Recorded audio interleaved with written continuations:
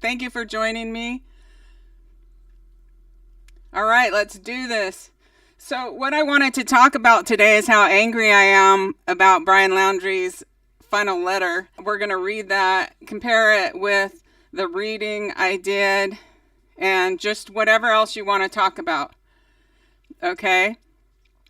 But I was so furious. I don't know how you guys felt. If any of you have read this letter of Brian's, I don't know how you guys felt. Yeah, I'm Tammy. Yeah, really angry. I was so disgusted. I knew when I did the one reading calling Brian in that he still was not remorseful, and this letter just frosts the cake with that. I mean, right up to the end, he doesn't take responsibility. So what I'll do first is I will read the letter from Brian Laundrie, and then we'll go over what actually occurred when my spirit guides transported my consciousness to the place and time where I was able to witness what occurred.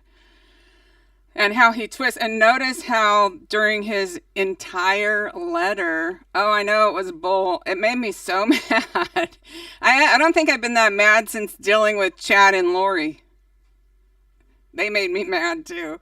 But yeah, this letter is just absolutely ridiculous. Ridiculous. And okay, I'll just start. For the people that haven't heard, it's 8 pages on a notebook. Let me see if I can show you. I'm going to read it off my cell phone here.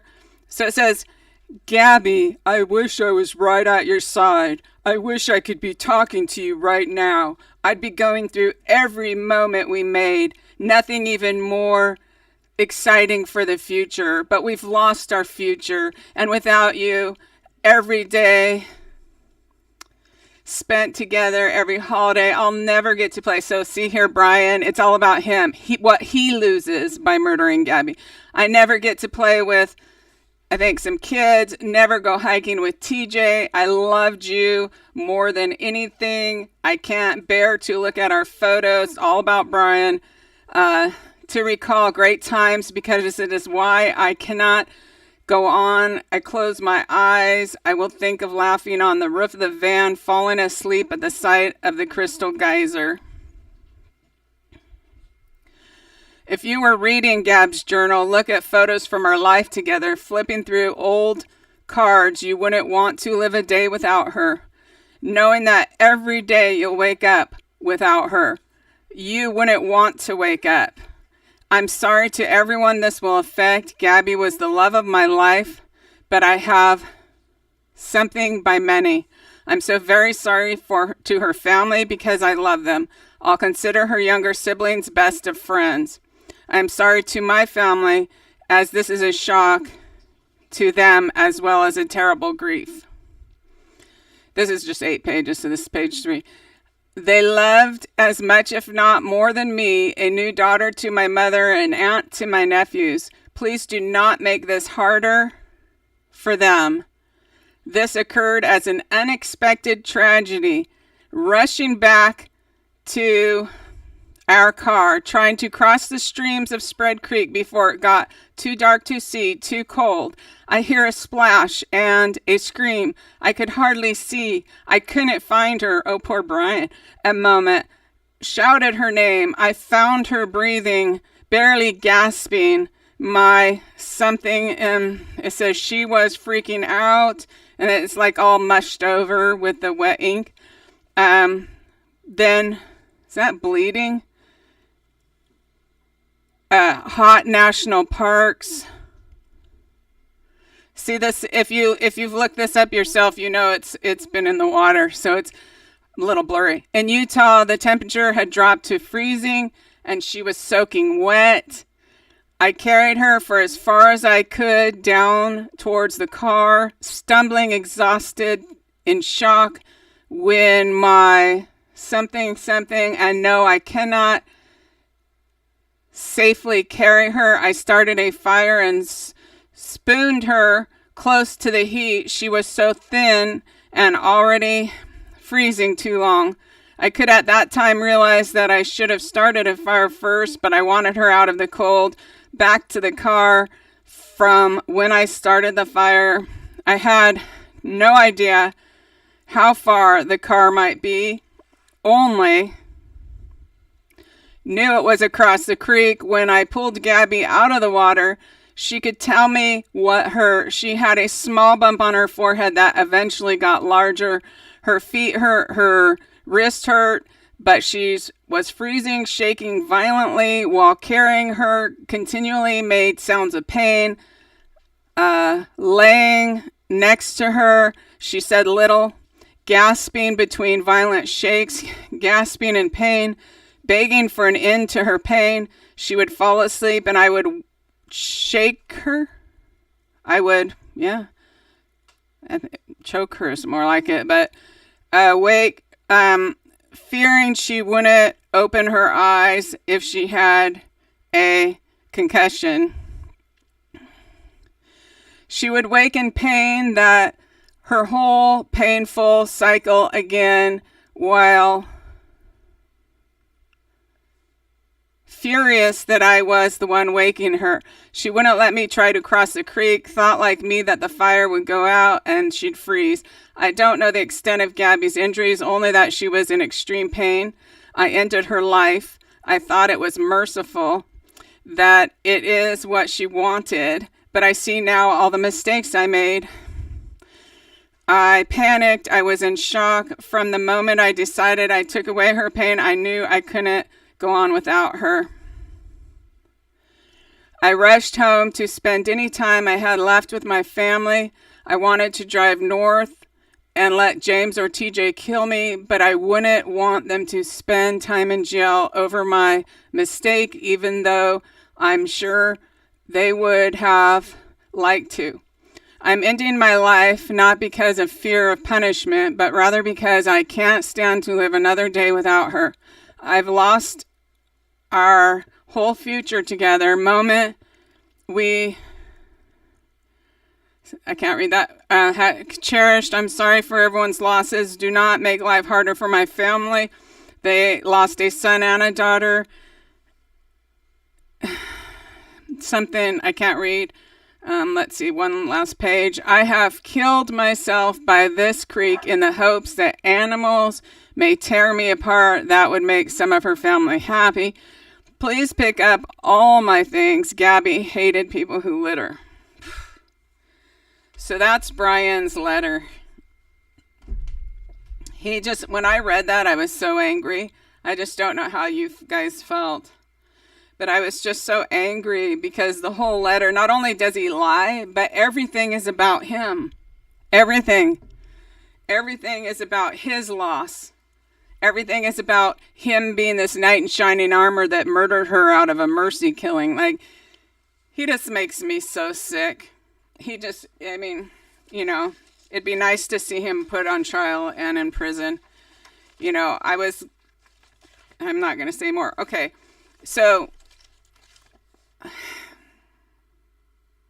that's Brian. And one thing to remember in this whole lawsuit, I'm really looking forward to the letter that the Petito family lawyer says that there's another letter that the Laundrie lawyer has in his custody, and that's a letter of Roberta Laundrie allegedly offering to help Brian in any way needed to get out of this. Keep in mind that what he told her is probably similar in some way to these excuses for murder. It's like not once in there does he say, I took away Gabby's life and she will no longer have the ability to make choices and be an adult and have a family and go on, decades as she should have been. He never once shows any kind of even compassion or empathy for the fact that he murdered her. It's all about him. Angela asks a question, what happens to people like Brian in the afterlife? So normally I would never do a reading where I invited the perpetrator. I did do one with Alex Cox. I've never uploaded it. That was back in February 2020. I can put that up sometime, but there was just so many people writing me emails saying, please channel Brian, please invite Brian. They wanted to see what he had to say for himself. So you can look on my channel. There's like 3 readings to do with Brian. And when I did those readings, he was in a hole. So the best way I could describe it, if there was like a big cave in the ground and the hole was way at the top where you wouldn't really be able to get out, kind of like a Daniel in the lion's den type of thing, that's where he was. And I remember saying he has still not taken responsibility for his actions. So even in death, he's got some work to do. Now, if you want, I can go over the original reading I did. I'll go over that, and then after that, I'll take questions. And you can ask questions about this or other cases. But I just wanted to compare it. I was so angry. I was just angry for a couple of days. And usually on cases, I don't really feel that anger. I'm just usually glad the person got busted. But I guess this is Brian's final word, is that he's a knight in shining armor for murdering his girlfriend, and that he's doing everyone a favor. And, Gabby wanted to be murdered. It just made me really angry. Now, when I do readings, I can be in different levels of sedation or different levels of trance. I could sit here and do a reading and just barely be tapping in, or I could do a reading at the other extreme where my spirit guides will be showing me something and I release myself to them and they take my consciousness to that time and space where this occurred, and I'm like standing there in 3D watching this.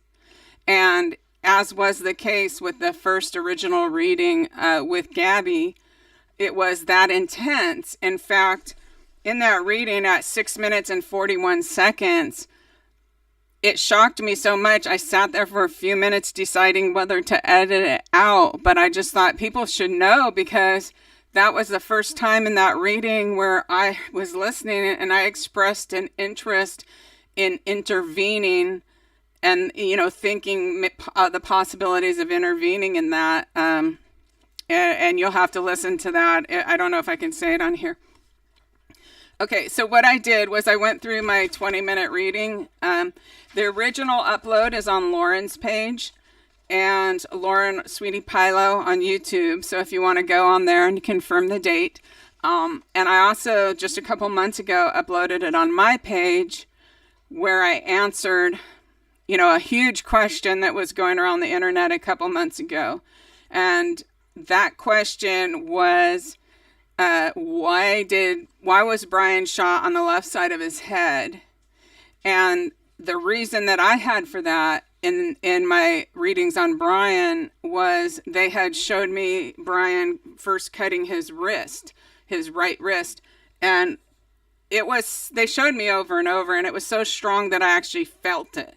I felt the cutting. It was like gross. And I wondered if he wanted animals to eat him, and then he shot himself in the head. So I believe that that's why he used his left hand. And it was a snub nose, so it's not like you're having to hold your hand way out, okay? So, I believe it was a pretty short barrel on that weapon he used. Okay, so this is the original reading, and this literally, the part where I say I'm at the back of their van, I was actually there. I was standing there in 3D watching these people. Okay, and they're a little more translucent than physical people, but it is just as real. So, and note that they bounce around. They could go from being clubbed with a rock to being back in the van like that. That's what they do to show you things. So what I wrote was, or what I said, Brian wanted emotional power over Gabby. Gabby was pulling away and withdrawing. Brian grabbed Gabby while driving and accidentally pulled her hair. She got mad about that. So Brian was in one of his moods where no matter what Gabby does, she can't do anything right, and Brian's escalating himself. And then I say a couple times, I'm seeing Brian hit Gabby in the head with a rock. And then I was back to their van again. I said, they're fighting outside the door of their van. So at that point, I was there with them. And I'm saying, I'm by the river. And then the more she withdraws, the madder Brian gets. I see him holding Gabby's head under the water and hits her with a big rock. It could have been different if Brian had backed off, and I got huge chills on that. Gabby just wanted Brian to stop. Gabby will be findable near the edge of the creek. I see a grass and an open area. That's at 6:41 on the timestamps where I talked about wishing I could get in the middle of them. At 7 minutes, I see him also choking her in the water, like he's choking her and pushing her into the water. At this point, Brian has become animalistic. He's lost his temper. He's in a rage. And then Brian drags her out of the water. Brian puts Gabby behind a tree. Also seeing Brian choking Gabby. Brian says he is going to hike by himself. Gabby, so now it goes back. So this is what they do in mediumship. They keep going back and forth. They'll show you something, then they'll show it, and they'll fill in more details and stuff like that. That's why it seems to go back, but that's normal for them. So we're back at the van. So after they've shown him put her behind a tree and kill her, then they're going to take me back through and give me more details. That's what they do. It's kind of like a cinnamon roll. That's how I describe it. Let's see, where was he? Okay, so after he put her behind the tree, I'm talking about him choking her again. And then Brian says he's going to go hike by himself, and Gabby is afraid to be alone. Brian is on another level of himself, channeling his morbid side. Huge chills on that, living his morbid side, becoming his fantasy. So remember, Brian really liked books that talked about serial killers from the serial killer's perspective, the hunting humans, the thrill of the kill. You know what? Personally, if I had a boyfriend that always was really into that, I would think twice. Okay, so Gabby chases after Brian. Don't leave me alone. And Brian pushes her away. But he's already assaulted her a couple times in the van. So I saw the original fight in the city, and I actually clipped it off, which is really interesting. And I cut my spirit guides off and said, don't show me that. Just get to the point. Just show me where it is. So if there's any help about finding her body. So it's like, that's in the original recording. It's pretty interesting. It's like, that's one of those things where you wish you did not cut it out. But, let's see. So he assaulted her while they were driving. And then when they got out, he pushed her in the back of the van, and he was pushing this plastic thing over her face. Let her up. But he knew he was like not even himself anymore. He knew he needed to get away. And this is not the Gabby's fault in any way. She was scared out there. She was afraid to be alone. She just wanted Brian to act normal. But that's what I was seeing. Okay, so Brian pushes her away. She's kind of following him, and then Brian hits Gabby really hard in the face or head, not far from where the van was parked, and they're walking that way. This is all from the original reading. At one point, Gabby may have purchased something that came in a plastic bag. Brian takes it off. This is in the van, the fight in the back of the van. Gabby does not pass out. Gabby just wants Brian to act normal. Which, you know what, to me, that's a key indicator of an abused woman, is just, he's acting crazy and she's trying to, get him to act normal. So it's too late. Something has come over Brian, and Brian has invited it. So Brian got into the energy of his fantasies. He really did. By the way, being the person who kills, Brian's no longer thinking. His common sense is gone. Like he isn't even, there's no thought process. I keep seeing him slam her in the head. Brian really wants Gabby to shut up, so he makes her shut up. Like that was his final motive. And of course he sensed her pulling away, that she may end up breaking up with him or something like that. But he just flipped out. And then I said, Gabby is not well hidden, not buried. Brian dragged her up into a cluster of trees. Feels like she is just below the base of a tree. I see a large open field, a snaky-looking river, and along the river, across a cluster of trees, it is a non-grave, possible covering of leaves. Brian sees Gabby's face. He sees he kills her. And then I said, oh my God, I see him stomp on Gabby's face after death. Brian is still angry after killing Gabby, and he's abusing her body. And that reminds me of the murder of Suzanne Morphew. I saw the same thing. So back to Gabby. Body is easy to find. I don't think she was alive till the 29th. Brian killed her prior to the Snapchat. Then I'm seeing this tight, clear bag over her face again. And now this is like he's pushing something in the back of the van over her, but that didn't end it. That was the fight where he got up. He was going to leave by himself, and she was afraid, and she was trying to get him to just calm down and act normal. So the bottom line in that was seeing the river. Seeing the river and knowing they'll find her. And the bottom line is Brian wanted her to shut up, which I already said, but they show you over and over on important things. And then there's a little bit of pendulum reading at the end of it, if you're interested. So I just, when you compare it and see his excuses, he took snippets of reality. Yeah, she got hit in the head by a rock, and he strangled her. But I don't have anything more to say about that other than I just was infuriated. I was just very angry when I read his suicide or his letter there. So after that, is there any questions on that situation or comments? One thing about Brian is, his sister, somebody interviewed his sister, and she was talking about Brian always does that when and then she cut off. She stopped. And he may have been like a rageaholic or one of these people that just gets really worked up and does things. Okay. What did his parents know or help do? I did a whole reading about that. It's called When Brian Laundrie Came Home, if you want to look at that. And then here's another one. Do you see when summer will be found? I froze. Stop streaming. I'll just see if there's any more questions. Tell us about the upcoming event. Oh, do you mean World War III? You know what? About that World War III, I'm sorry to tell you that there's no good news, is that I've been watching. I actually put that into the Otter AI that transcribes everything word for word. And things seem to be going along with plan. And I'm kind of watching Odessa because somebody wrote after I'd made the 2 videos where we were trying to look up what all those symbols meant.